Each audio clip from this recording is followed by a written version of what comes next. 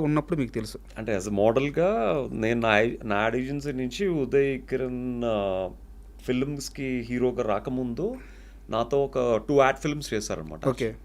So, అప్పటి నుంచి నాకు పరిచయం యాక్చువల్లీ. సో, అంటే ఉదయ్ కిరణ్ హీరో కాకముందు మీకు తెలుసు. అవును. ఆయన లైఫ్ ఏమీ పూల పంపు కాదు. ఆయన కూడా చాలా కష్టాలు పడొచ్చారు. యాహ్!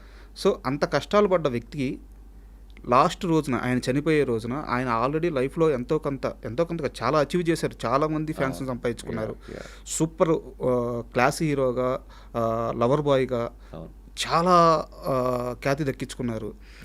అందరికీ ఇష్టమైన హీరోగా ఉన్నారు. బట్ ఆ టైంలో కొన్ని ఫ్లాప్స్ వచ్చుండొచ్చు. ఏమీ లేని రోజును చూసిన ఉదయ్ కిరణ్ కేవలం సినిమా అవకాశాలు లేకే చనిపోయారు అంటే మీరు నమ్ముతారా? సీ సినిమా అవకాశాలు లేక చనిపోయారంటే నేను నమ్మను డెఫినెట్‌గా. ఓకే. సో, ఉదయ్ గారికి అప్పటికి ఉన్న ఫేమ్‌కి తను చాలా చేయొచ్చు యాక్చువల్‌గా. Even exactly. తను తలుచుకుంటే ఒక పెద్ద టీవీ షో యాజ్ ఎన్ యాంకర్‌గా చేయొచ్చు. లేకపోతే చాలా చిన్న సినిమాలు చాలా ఉన్నాయి. బట్ దానికి హీరోగా చేయొచ్చు. అంటే ఏ మనిషి అయినా ఫేమ్‌లో ఉన్నంత వరకే వాళ్ళకి వాల్యూ. సార్. మనం ఫేమ్‌లో ఉన్నంత వరకే మనం ఏది చెప్పినా జనాలు నమ్ముతారు. మనకి పాజిటివ్ కామెంట్స్ వస్తాయి. అదే ఫేమ్‌లో లేనప్పుడు నేను ఏది చెప్పినా కింద ట్రోలింగ్ చేస్తారు. నెగెటివ్ కామెంట్స్ వస్తాయి. అదేంటంటే మన సక్సెస్‌ని బట్టే చూసే వాళ్ళకి రెస్పాన్స్ వస్తది యాక్చువల్‌గా. ఇప్పుడు ఈ ఇంటర్వ్యూ కూడా కిందన ట్రోల్స్ చూస్తే ఈడు కూడా చెప్తున్నాడా? లేకపోతే ఈడు కూడా చెప్పేవాడు అయిపోయాడా? అని అంటారు యాక్చువల్‌గా. అనేవాళ్ళు అంటూనే ఉంటారు. బట్ ఈ పొజిషన్ ఇప్పుడు మీ ముందు ఇలా కూర్చొని మాట్లాడడానికే ఒక పెద్ద సక్సెస్. అంతే. ఈ సక్సెస్‌కి రీచ్ అవ్వడానికి ఎంత కష్టపడి వచ్చారు అనేది వాళ్ళకి తెలీదు అవును. యాక్చువల్లీ. అవును. అలాగే ఉదయ్ కిరణ్ గారి విషయంలో కూడా హీ అచీవ్డ్ ఎ లాట్. నేను పక్కనే ఉండి స్వయంగా చూసాను యాక్చువల్‌గా. So, back to back films చిత్రం, మనసంతా నువ్వే, నువ్వే కావాలి, కలుసుకోవాలని కూడా ఒక మూవీ ఉంది. కలుసుకోవాలని ఇవన్నీ back to back hat trick hero అని చెప్పి తను బీచ్‌లో షూటింగ్ అవుతుంటే అమ్మాయిలందరూ వచ్చి తన మీద ఫ్లవర్స్ జల్లేవారు అనమాట. ఓకే. రోజ్ పెటల్స్ అనమాట. అసలు షూటింగ్ చేయనిచ్చేవారు. అది విపరీతమైన క్రౌడ్ అనమాట. ఇప్పుడు సోషల్ మీడియా వచ్చి ఇవంతా ఇప్పుడు యాక్టర్స్‌కి ఆ ఫేమ్ చూస్తున్నారు కానీ ఏమీ లేని టైంలోనే he have seen that fame అనమాట యాక్చువల్‌గా. బట్ ఆబ్వియస్లీ అంత ఫేమ్ చూసిన తర్వాత నేను తర్వాత ఒక చాలా సంవత్సరాల తర్వాత ఒక ఈవెంట్‌కి వెళ్తే he also came for the event. Sir. ఒక ఫ్యాషన్ షోకి. ఆ ఫ్యాషన్ షోలో తను కూడా ఒక నార్మల్‌గా కూర్చున్నాడే కానీ ఒక సెలబ్రిటీకి ఇవ్వాల్సిన రెస్పాన్స్ కానీ ఒక సెలబ్రిటీకి ఇవ్వాల్సిన ట్రీట్మెంట్ కానీ ఇవ్వలేదు యాక్చువల్‌గా. Okay. I have seen personally. Just because of తను ఫేమ్‌లో లేడు అన్న ఒక్క ఉద్దేశంతో. సార్.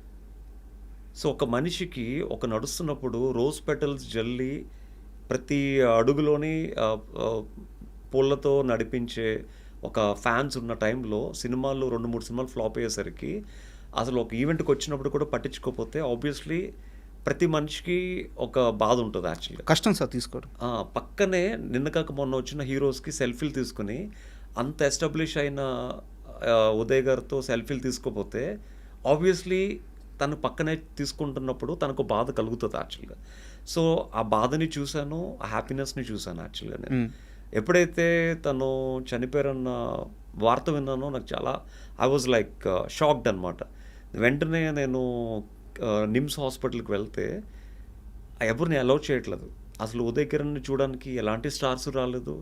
ఆ ఫ్యామిలీలో కూడా వాళ్ళ సిస్టర్ వాళ్ళ హస్బెండ్ ఒకతను ఉన్నాడనమాట. సార్. ఇంకెవరు లేరు అక్కడ. మేబీ ఆ కుటుంబంతో వాళ్ళ పేరెంట్స్‌తో వాళ్ళ ఫాదర్‌తో తనకేవో గొడవలేవో అవుతున్నాయి అనుకుంటా. ఎవరు రాలేదు. అప్పుడు నేనే మార్చురీకి వెళ్ళి ఓపెన్ చేస్తే అప్పుడు ఉదయ్ కిరణ్ గారి బాడీని ఫస్ట్ చూసింది నేనే.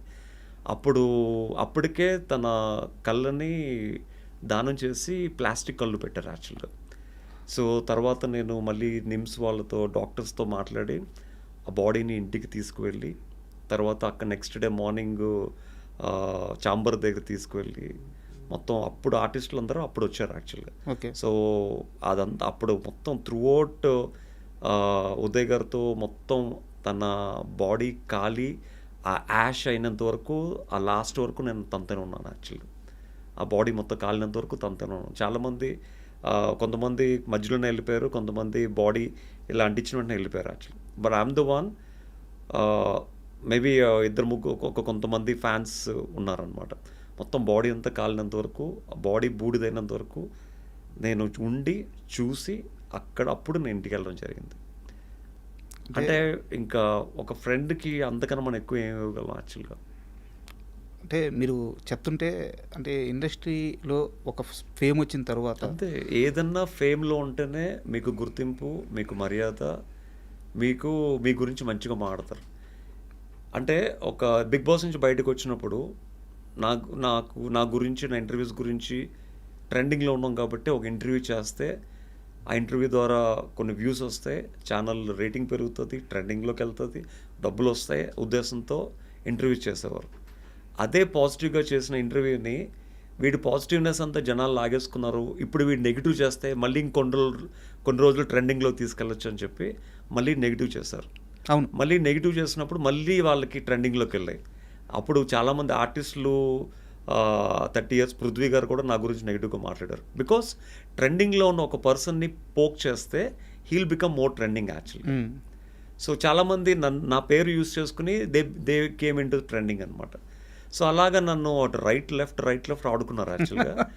బట్ ఇట్స్ ఓకే, బికాజ్ నా వల్ల వాళ్ళకి ఏదో ఒక విధంగా ఉపయోగం మీరు అప్పటికే రాటు తెలిపోయారు ఏదో ఒక విధంగా వాళ్ళకి ఉపయోగం పడుతుంది అని తెలిసిన తర్వాత ఇంకేమంటాం. సో ఫ్యామిలీస్ని మీడియాకు ముందుకు లాగారు, పిల్లలతో పాటు మీడియా ముందుకు వెళ్ళి అవును. మేమేంటో ప్రూవ్ చేసుకోవాల్సి వచ్చింది. ఇట్స్ ఓకే, ఇదంతా ఎందుకు? జస్ట్ బికాస్ ఆఫ్ ఒక మిడిల్ క్లాస్ పర్సన్. అదే మీరు రిచ్ పర్సన్ అయితే మీ జోలికి ఒక్కడు కూడా రాడు, మీ గురించి ఒక్కడు కూడా కామెంట్ పెట్టాడు. అది. అండ్ మీరు బిగ్ బాస్ నుంచి బయటకు వచ్చిన తర్వాత కొన్ని సినిమా ఆఫర్లు అయితే వచ్చినాయి మీరే హీరోగా. బట్ ఒక హీరో వాళ్ళందరితో కలిసి కూర్చొని మాట్లాడి వాళ్ళ మైండ్ సెట్ మార్చేసి మీకు సినిమా ఛాన్సులు రాకుండా కొన్నిటిని అడ్డుకున్నాడు అని చెప్పి ఒక టాక్ అయితే ఉంది. నిజమా? ఇండస్ట్రీ నిజమా అబద్ధం? నిజం అవ్వచ్చు. అంటే బేసిక్ ఏంటంటే ఆబ్వియస్లీ మనకు తెలిసి మనం ఏ తప్పు చేయలేదు. సో మనం ఉన్నది ప్రూవ్ చేసుకోవడానికి, జీవితంలో ఎప్పటికైనా ఏదో ఒకటి సక్సెస్ అవ్వడానికి, ఉన్న సక్సెస్ని లైఫ్ అంతా నిలబెట్టుకోవడానికి ఇండస్ట్రీకి వచ్చాం. ఇప్పుడు మన వెనకాల ఎవరు ఏం చేస్తున్నారు అన్నది మనకు తెలియనప్పుడు మనం వాళ్ళ గురించి మాట్లాడకూడదు యాక్చువల్గా. సార్ సో మేబీ చేసి ఉండొచ్చు. మీ దాకా వచ్చిందా? నా దాకా వచ్చిందంటే వచ్చిందని చెప్పాలి. But I don't take any once name అనమాట. ఓకే. But it's okay. ఇప్పుడు మనకి రాత ఉన్నప్పుడు ఎవరైనా అడ్డుకున్నా మన రాతను ఎవరు మార్చలేరు. సో ఇక్కడ That's what I believe, actually. అంటే ఈ క్వశ్చన్ ఎందుకు అడిగానంటే నాకు తెలియంది ఒకటి మిమ్మల్ని అడుగుతున్నాను సార్. మోడలింగ్ అంటే అక్కడ బిహేవియర్ కానీ థాట్ ప్రాసెస్ కానీ ఇవి కూడా నేర్పిస్తారా? యా, అంటే ఒక సిచ్యువేషన్ మనం ఎలా హ్యాండిల్ చేయాలి? ఆబ్వియస్లీ బాడీ లాంగ్వేజ్ ఉంటుంది, సెల్ఫ్ కాన్ఫిడెన్స్ ఎలా బిల్డ్ చేసుకోవాలన్నీ ఉంటాయి అన్నమాట. సో అవే మిమ్మల్ని రాటు తెలిసింది. ఎందుకంటే ఇప్పుడు మీరు ఉదయ్ కిరణ్ గారి విషయంలో ఏవైతే చెప్పారో అవన్నీ కూడా మీరు లైఫ్లో మీరు కూడా చూశారు. యా యా ఆ క్రేజ్ చూశారు, డౌన్ఫాల్ చూశారు, బట్ మళ్ళీ రేజ్ అవుతున్నారు. సో ఇక్కడెక్కడా కూడా మీరు ఎక్కడ చెల్లించలేదు, ఎక్కడా కూడా మీరు సెకండ్ థాట్ తీసుకోలేదు. సో ఎక్కడ ఎదగాలో అక్కడ ఎదుగుతూ పోయారు, ఎక్కడ కష్టపడాలో అక్కడ కష్టపడుతూ వచ్చారు. సో ఉదయ్ కిరణ్ గారు తీసుకునే ఆ డిసిషన్ తీసుకునేదానికి మీరు తీసుకోకపోవడానికి రెండింటి మధ్య వ్యత్యాసం అంటే ఆ మైండ్ సెట్లో ఉన్న మార్పు ఏంటి? సి ఇప్పుడు యాజ్ ఎ పర్సన్ మీరు చెప్తే నమ్మరు, కానీ ఫేమ్ ఉన్నప్పుడు యూజువల్గా కొంతమంది చాలా పనులు వదిలేసుకుంటారు యాక్చువల్గా. సార్ మా వైఫ్ ఎప్పుడు నాతో ఫైట్ చేస్తూ ఉంటుంది. ఆ కాస్టింగ్ జోలికి వెళ్ళొద్దు, కాస్టింగ్ నాపేయండి, ఆ కాస్టింగ్ అనేదాన్ని నేను తట్టుకోలేను, okay stop that. As a యాక్టర్గా మీరు ఆల్రెడీ చాలా అచీవ్ చేశారు, యాజ్ అ మోడల్గా అచీవ్ చేశారు, యాజ్ అ సక్సెస్ఫుల్ పర్సన్గా చాలా అచీవ్ చేశారు. అంటే నాకేంటంటే ఒక జాబ్ ఎవరన్నా ఒక యాడ్ ఫిల్మ్ ఉంది ఎవరైనా ఉంటే చెప్పండి అన్నప్పుడు మనసు నేను ఎవరు కష్టపడుతున్న వాళ్ళకి ఏదో ఒక విధంగా హెల్ప్ చేయాలి.